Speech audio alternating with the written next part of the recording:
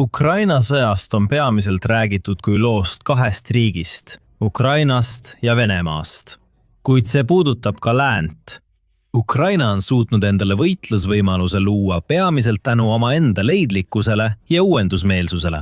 Aga samas toetutakse ka lääne sanktsioonidele, lääne relvadele ning isegi sellele, kas Euroopa ja Ameerika Ühendriigid on Ukrainaga geopoliitiliselt ühel meelel ja aitavad tal läbirääkimistele minna tugevamalt positsioonilt. Samal ajal on Hiina kannatlikult kõrvalt oodanud ja sellest kasu lõiganud. Nad on vaikselt kasumit teeninud, ostes odavat Vene naftat, aidates Moskval tuled põlemas hoida ja poseerides kaamerate ees ühest tippkohtumisest teise. Teised maailma liidrid on isegi nimetanud Venemaa ja Hiina suhet piirideta sõpruseks. Siiski ei ole see sõprus päris piiritu ning näib olevat juurdunud selles, et Hiina kasutab ära Venemaa nõrku kohti. Tõenäoliselt oled kuulnud selle loo pealkirja versiooni ja see keskendub Siberile. Mõte on selles, et Hiina tahab salaja tagasi oma vanu maid, neid suuri alasid Välis-Mansuurias, mille Tšingi impeerium kaotas 19. sajandil Vene impeeriumile ajal, mida Peking nimetab endiselt kibedalt alanduste sajandiks. Ja see versioon ei ole puhas fantaasia, selle taga on tõeline tõde. Aga see on ka loo osa, mis saab kõige rohkem tähelepanu ja räägib sulle kõige vähem sellest, mis tegelikult toimub. Sest samal ajal, kui kõik vaidlevad selle üle, kas Hiina tankid veerevad ühel päeval üle Amuri jõe, on Hiina vaikselt sihikule võtnud midagi palju väärtuslikumat ja palju lihtsamini kättesaadavat. Mõjuvõim. Ja see on see nõrk koht, mida Venemaa ei pruugi suuta kaitsta. Alustame siis sellest osast, mida enamik teist juba poolenisti teab, sest see loob aluse kõigele muule. Territoriaalne rahulolematus Välis-Mansuuriaga on tõeline, vähemalt osaliselt. Ja Peking on seda õhutanud viisil, mis läheb kaugemale lihtsalt internetivestlustest. 2023 aasta veebruaris andis Hiina loodusvarade ministeerium välja avalduse, milles vihjati, et 8 Venemaa piiri ääres asuva koha puhul hakatakse kasutama vanu hiinakeelseid nimesid koos vene nimedega. Vladivostok, Venemaa. Vaikse ookeani laevastiku peakorter pidi kandma nime Haishenwei. Sahhalini saar sai nimeks Kuiedao. Stanovoi mäestik sai nimeks välimine Shingani ahelik. Kõik muudatused puudutasid Venemaa Kaug-Ida suuremaid linnu ning välisriigi valitsus oli just andnud oma kaarditegijatele korralduse märkida need kadunud impeeriumi nimedega. Pinged sellega ei piirdunud. Selle aasta alguses oli Hiina juba andnud korralduse muuta mitme selle piirkonna asukoha nimesid. Seejärel 2023 aasta augustis tõmbas riigi uus standardkaart kogu Bolšoi Ussurijski saare Hiina piiridesse. See on oluline, sest juba 2008 aastal leppisid Venemaa ja Hiina selle saare staatuse ametlikult kokku, otsustades selle umbes pooleks jagada. Venemaa andis isegi osa territooriumist üle, et kokkuleppe lõplikult sõlmida. Ometi oli siin Pekingi ametlik kaart 15 aastat hiljem, mis vaikselt kustutas selle kompromissi ja värvis kogu ala Hiina punaseks. Sama kaart hõlmas ka vaidlusaluseid alasid, mida nõuab India ning peaaegu kogu Lõuna-Hiina merd. Nii et Venemaa polnud ainus selles olukorras. Kuigi Venemaa avalikult lükkas selle teema tagasi, väites, et piiriprobleem on juba lahendatud, usuvad küünilisemad analüütikud, et see oli vaikne sõnum Venemaale ja kõigile teistele naabritele, et Hiina ei unusta kunagi oma impeeriumi ulatust. 2024 aasta mais Putini Pekingi riigivisiidi ajal allkirjastasid mõlemad pooled isegi tegevuskava just selle saare ühiseks arendamiseks. See avaldus ise kõlab pigem nii, nagu Venemaa kinnitaks kindlalt oma seisukohta, et rõhutada, et ta omab pool saarest ja nõuab sellele endiselt õigust. Selleks hetkeks lähevad enamik lugusid tavaliselt rööbastelt maha, sest on lihtne näha, kuidas see juhtuda võiks. Lõppude lõpuks elab Hiinaga piirnevates Venemaa piirkondades vaid 8 miljonit inimest ning need on riigi rahvastiku ja valitsuskeskustest kaugel. Fantaasia maailmas võiks Hiina lihtsalt sisse tungida ja territooriumi hõivata enne, kui Venemaa üldse aru saab, mis toimub. Ja enamik aruandeid, mis viitavad sissetungile, märgivad ka, et see oleks täiesti kooskõlas Hiina suure rahvusliku taassünni eesmärgiga, mille käigus võetakse salaja tagasi kaotatud territooriumid. Et need Venemaa Kaug-Ida piirkonnad kuuluvad õigusega Hiinale ning et Ukrainas takerdunud ja nõrgenenud Venemaa on hõivamiseks küps. Siiski on sõjaline vallutus Siberis peaaegu kõige ebatõenäolisem asi, mida Hiina kunagi prooviks. Venemaal on tuumarelvad ja piir on juriidiliselt paika pandud. Ja mis kõige olulisem, see Kaug-Ida osa, mille Hiina tegelikult kaotas, Välis-Mansuuria, ei sisalda isegi neid suuri nafta- ja gaasivarusid, mida fantaasiaversioon eeldab. Need asuvad hoopis kaugemal põhjas ja läänes. Tõeline lugu on palju vaiksem. Ja daatad mõttes on see Venemaa jaoks palju kahjulikum, sest see juba toimub ja Moskval on väga vähe võimalusi seda peatada. Hiinal ei ole tegelikult vaja Venemaa Kaug-Idasse tungida. Enamiku hinnangute kohaselt annab Venemaa Kaug-Ida kontrolli aeglaselt käest ära. Selleks peame vaatama kaardi ülaossa kogu Venemaa põhjaranniku ulatuses ja Põhjamere teekonnale. Venemaa poolel kulgeb see laevatee Barentsi merest Norra lähedal kuni idas asuva Beringi väinani. Suurem osa ajaloost oli see jääs, kasutamatu, valge tühjus. Kuid kui Arktika jää taandub, muutub see marsruut üheks strateegiliselt kõige väärtuslikumaks koridoriks maal. Laev, mis sõidab Põhja-Hiinast Põhja-Euroopasse mööda Venemaa Arktika rannikut, võib oma teekonda lühendada 30–40% võrra võrreldes pika reisiga läbi Suessi kanali. 2025 aasta oktoobris tegi üks konteinerlaev reisi Ida-Hiina sadamast Ühendkuningriiki 20 päevaga.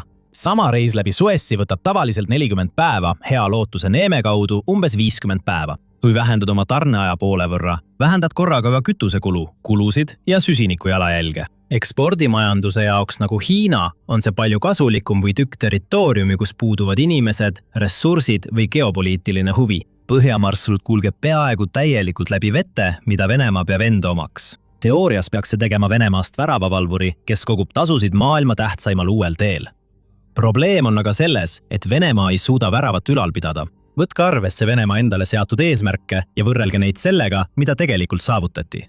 Vladimir Putin allkirjastas määruse, mis nägi ette, et 2024 aastal liigub Põhjamere teel 80 miljonit tonni kaupa. Varasemad planeerimisdokumendid olid seadnud veelgi kõrgema eesmärgi, 90 miljonit tonni. Kuid riigiettevõte Rosatom, mis haldab seda marsruuti, teatas tegelikult, et tol aastal veeti vaid veidi alla 38 miljoni tonni kaupa. Tõsi küll, see oli rekord, umbes 1,5 miljonit tonni rohkem kui eelmisel aastal, kuid see oli siiski vähem kui pool ametlikust eesmärgist. Ja juba see erinevus ütleb kõik, mida on vaja Venemaa positsiooni analüüsimiseks omaenda Arktikas. Mõned eksperdid on hakanud seda marsruuti kirjeldama kui musta auku riigieelarve jaoks. Projekt, mis neelab raha, kuid annab vähe vastu. Veelgi hullem on see, et Venemaa jäi maha ka oma enda jäämurdjate ehitamise eesmärkidest, millest see marsruut sõltub. Ja see ongi Arktika laevateekonna suurim probleem. See ei toimi iseenesest ning sa ei saa lihtsalt saata laeva üle ookeani reisile ja eeldada, et see jõuab teisele poole. Et laevad saaksid jääs liikuda, on vaja jäämurdjaid. Laevu, mis rajavad teistele tee läbi jää. Venemaal on endiselt maailma suurim jäämurdjate laevastik. Umbes 40 polaarlaeva, sealhulgas 8 tuumajõulist. See on tõeline eelis, mille riik on aastakümnete jooksul üles ehitanud, ulatudes tagasi nõukogude aega. Kroonijuveelideks on uued Project 2220 laevad. Arktika, Sibiir, Ural ja Jakuutia. Need olid maailma suurimad jäälõhkujad, kui need kasutusele võeti. Kuid selle eelise säilitamiseks vajab Venemaa veelgi rohkem laevu. Ühes raportis viidati, et Venemaa soovib vähemalt 13 tuumalaeva ja kokku 17 jäälõhkujat, mis oleksid kogu aeg saadaval. Seega räägime vähemalt 5 lisalaevast, mis tuleb valmis ehitada aastaks 2030. Ja samad mehhanismid, mis takistavad Venemaad sõjas, hakkavad siin samuti ilmnema. Aga enne kui edasi läheme, veendu, et oled tellinud The Military Show kanali. Me postitame iga päev videoid, et saaksid jälgida kõiki olulisi hetki ülemaailmses geopoliitikas. Nüüd, jäälõhkujate juurde tagasi tulles, on oluline mainida Venemaa järgmise põlvkonna jäälõhkujate ambitsioonide lipulaeva, Leader-klassi Rassid. See on tõeline hiiglane, mis on loodud olema umbes 2 korda võimsam kui Project 2220 jäämurdjad ning väidetavalt suudab see murda üle 4 meetri paksuses jääs 50 meetri laiuse kanali. Ehitus algas Kaug-Idas asuvas Zvezda laevatehases juba 2020 aastal, kuid 2026 aasta alguseks oli valmis saanud vaid väike osa laevast ning selle valmimistähtaeg on juba nihkunud 2027 aastalt 2030 aastale. Põhjused on peaaegu koomilised. Esiteks pidid olulised kereosad algselt tulema Kramatorski tehasest, mis asub Donetskis ja hävitati hiljem sõjas. Seejärel kaotati laeva reaktorite asendusluugid merel, kui neid vedanud Vene kaubalaev uppus Vahemeres. Ja Rassi pole selle projekti ainus takistus. Tšukotka, teine tuumajäämurdja, lasti pidulikult vette 2024 aasta lõpus, kuid jäi umbes 70% ulatuses lõpetamata ning esialgne tähtaeg 2026 lükati edasi aastasse 2027. Väiksemate laevade puhul kordub sama muster. 2025 aasta augustis tühistas Venemaa riiklik sadamoperaator lihtsalt $200 miljoni suuruse lepingu 2 uue abijäämurdja ehitamiseks, süüdistades ehitustööde viivitusi, puuduvate väliskomponentide olemasolu ja sanktsioone. Need oleksid pidanud olema esimesed omataolised Venemaa laevad, mis suudavad murda 1,5 meetri paksust jääd. Ja nüüd teab Venemaa oma olemasolevat laevastikku palju intensiivsemalt kasutama, püüdes samal ajal seda hooldada. Kõige selle keskel on Hiina otsustanud, et ei taha enam sõltuda Venemaa jäälõhkujatest, et kasutada Venemaa Arktikat. 2026 aasta alguses tutvustas Hiina järgmise põlvkonna tuumajõul töötava jäälõhkuja disaini, mis suudab läbistada 2,5 meetri paksust jääd. Seda ehitav laevatehas kuulub Hiina riikliku laevaehituskorporatsiooni alla, mis on üks maailma suurimaid laevaehitajaid. Hiina rajab otse võimekust Arktikas ise tegutseda. Ja see oli alles projekti tipphetk. 2025 aasta suve alguses saatis Hiina Alaska lähedale 5 jäämurdjast uurimislaeva, mis oli seni selle piirkonnas suurim selline operatsioon. Seda laevastikku juhtis Shue Long, 2 Hiina kõige võimsam kodumaal ehitatud jäämurdja. See lahkus Shanghaist juulis, läbis Beringi väina ning veetis hooaja Chukchi ja Beauforti merel, olles lähedal nii Alaskale kui ka Venemaa Arktika rannikule. Ameerika Ühendriikide rannavalve jälgis seda. Sama tegi ka Kanada. Aasta varem oli seesama laev saanud esimeseks Hiina jäälõhkujaks, mis kunagi oli peatunud Murmanskis, Venemaa peamises Arktika linnas. Ja 2024 aasta septembris viisid Venemaa ja Hiina läbi oma esimese ühise Arktika patrulli, kus 2 Hiina rannavalvelaeva ja 2 Vene piirivalvekaatrit sõitsid koos läbi Beringi väina. Laevastik möödus Alaskas silmapiiril, kui nad suundusid tagasi Vaiksesse ookeani. Esmapilgul näib see ühine patrull olevat partnerlus, aga Venemaa on välja kujunenud Arktika suurvõim, kellel on seal kõik kaitsta. Hiina on uustulnuk, kellel on kõik võita ja ta kasutab täna koostööd Venemaaga, et koguda kogemusi ja arendada tehnoloogiat, mida tal on homme vaja, et seal tegutseda. Kas koos Venemaaga või ilma? Jamestowni fond võttis selle lühidalt kokku. Venemaa ja Hiina tahavad Arktikast erinevaid asju. Venemaa näeb seda kui julgeolekutsooni, suveräänsuse ja kaitse küsimust. Hiina näeb seda kui majanduslikku võimalust, kaubateed, ressursibaasi. Praegu need huvid kattuvad. Kuid analüütikud muretsevad üha enam, et need huvid ei pruugi alati kattuda ja kui need lahknevad, jääb nõrgem pool kaotajaks. Ja just siin tuleb Hiina hoolikalt valitud sõnastus tagasi, et Moskvat kummitada. Juba 2018. aastal kuulutas Hiina end peaaegu Arktika riigiks ja esitas oma nägemuse polaarse siiditee kohta. Venemaale see väljend ei meeldinud. 2020 aastal lükkas Venemaa enda saadik Arktika nõukogus selle avalikult tagasi, nõustudes hoopis Ameerika seisukohaga, et Hiina ei ole Arktika riik, aga see oli Venemaa seisukoht 2020 aastal. 2026 aastal, kui sanktsioonid on lämmatanud Venemaa võimekuse piirkonda iseseisvalt arendada, pole Moskval suurt muud valikut, kui tervitada just seda Hiina kohalolekut, mida ta kunagi püüdis eemal hoida. Lähiarktiline riik, mille Venemaa tagasi lükkas, on nüüd partner, kelleta Venemaa hakkama ei saa. Kui Arktika on strateegiline nõrk koht, siis energia on rahaline nõrkus ja siin on tasakaalutus veelgi hullem. Kui Euroopa kehtestas pärast sissetungi Venemaa gaasile sanktsioonid, pidi Venemaa kiiresti uue ostja leidma ja tegelikult oli ainult üks ostja piisavalt suur. Ja Hiina, nagu igaüks, kes on kunagi Pekingiga läbi rääkinud, võib öelda, kaupleb väga kõvasti. Kõige selgem näide on torujuhe nimega Siberi jõud 2, mis on Venemaa suur lootus asendada kaotatud Euroopa gaasiturg. See viiks kuni 50 miljardit kuupmeetrit gaasi aastas Lääne-Siberi väljadelt läbi Mongoolia Põhja-Hiinasse. Venemaa jaoks on see peaaegu strateegiline vajadus.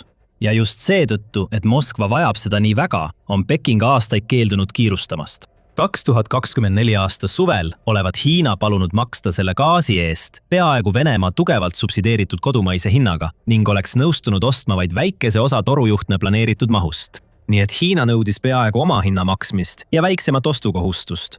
Samal ajal kui Venemaa oli see, kes oli tehingust meeleheitlikult huvitatud. Kui selle kohta küsiti, suutis Kremlit esindav pressiesindaja vaid öelda, et on täiesti normaalne, et iga riik kaitseb oma huve ning et ärilised üksikasjad jäävad konfidentsiaalseks. See on läbirääkija keel, kes ei ole võitmas. 2026 aastal, pärast aastaid kestnud läbirääkimisi, jõudsid riigid taaskord kokkuleppele selles, kuhu ja kuidas torujuhe peaks minema. Aga selle raportiga kaasnes ka hoiatus, et teised üksikasjad vajavad veel täpsustamist. Siit hakkabki probleemi tuum ilmnema. Hiinal on valiku võimalusi. Hiina ostab gaasi Türkmenistani ja Myanmari torujuhtmete kaudu ning on maailma suurim veeldatud maagaasi üksikimportija, tuues seda Katarist, Austraaliast ja Ameerika Ühendriikidest. Kui hinnad on kõrged, saab Hiina toetuda omaenda tootmisele või teistele tarnijatele. Venemaal on seevastu sisuliselt ainult üks suur klient selle gaasi jaoks ja tal pole seda mujale saata. Nii et Hiinal on kõigis läbirääkimistes ülekaal ning kõik asjaosalised teavad seda. Siis on veel kolmas osa sellest puslest. Sadam, mis on seotud selle territoriaalse vaidlusega, millest me varem rääkisime. 2023 aasta mais teatas Hiina tolliamet, et Venemaa Vladivostoki sadam kiidetakse heaks Hiina sisekaubanduse transiidikeskusena. Vladivostok on Hiina kaardil endiselt ametlikult märgitud kui Haishenwei. See on Venemaa Vaikse ookeani laevastiku kodusadam ja näide sellest, mida Vene impeerium võttis Tšingi dünastialt avanduste sajandil. Hiina provintside kaubad võiksid läbi Vladivostoki välja saata ja neid käsitletaks kui kodumaist Hiina kaupa, säästes neid pikast teekonnast lõunapoolsematesse Hiina sadamatesse. Teisisõnu, Venemaa suveräänne territoorium on vaikselt integreeritud Hiina siseriikliku majanduse logistikasse. Hiina riigimeedia tähistas seda isegi kui kõrgetasemelise strateegilise vastastikuse usalduse märki. Kui need niidid kokku panna, hakkab strateegia kuju ilmnema. Hiina viib läbi aeglast, kannatlikku ja täiesti rahumeelset Venemaa idaosa neelamist oma majanduslikku orbiiti, marsruudi, torujuhtme, sadam sadamahaaval.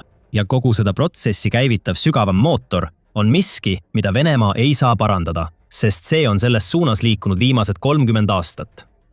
Venemaa Kaug-Ida tühjeneb.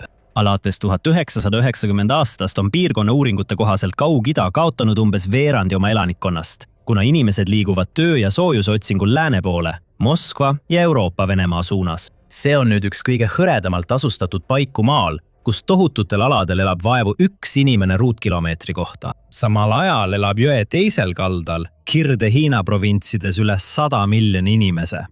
Ja nii hakkabki raha tühimikku täitma. Hiina peakonsul Habarovskis teatas 2025 aasta jaanuaris, et üle 90% Kaug-Ida välisinvesteeringutest tuleb nüüd Hiinast. Sellel tasemel on Kaug-Ida sisuliselt Hiinast sõltuv, ilma et sellel ametlikult sellist nimetust antaks. Kuna piirkonnas tegutseb 53 Hiina ettevõtet, on neil samuti sõnaõigus selle üle, mis selle rahaga juhtub ja kuidas seda jagatakse. See on hetk, mil mängu tulevad kõige dramaatilisemad väited ning neid tuleks käsitleda väga ettevaatlikult, sest need pärinevad huvitatud osapoolelt. 2025 aastal väitis Ukraina välisluureteenistusele omistatud hinnang, et Venemaa maksab oma sõjaaegsetele liitlastele sisuliselt territooriumiga. Ukraina sõnul jätab Moskva võimetus Kaug-Ida arendada selle piirkonna avatuks välisele kontrollile.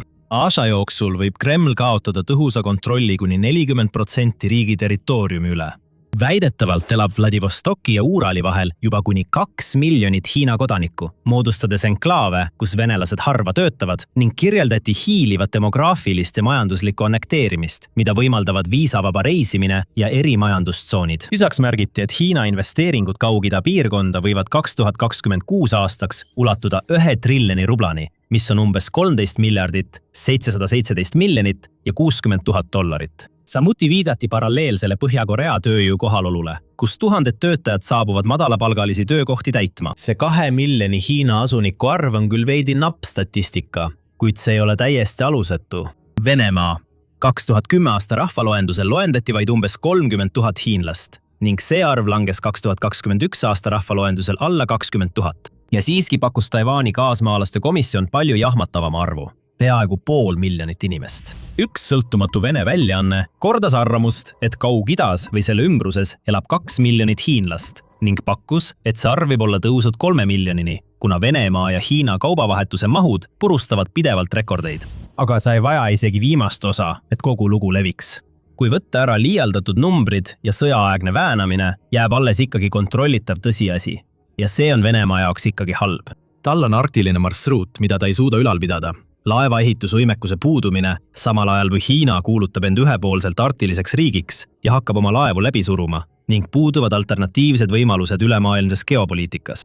Seepärast polegi arukas küsimus see, kas Hiina tungib sisse. Peaaegu ükski tõsiseltvõetav analüütik ei oota tanke.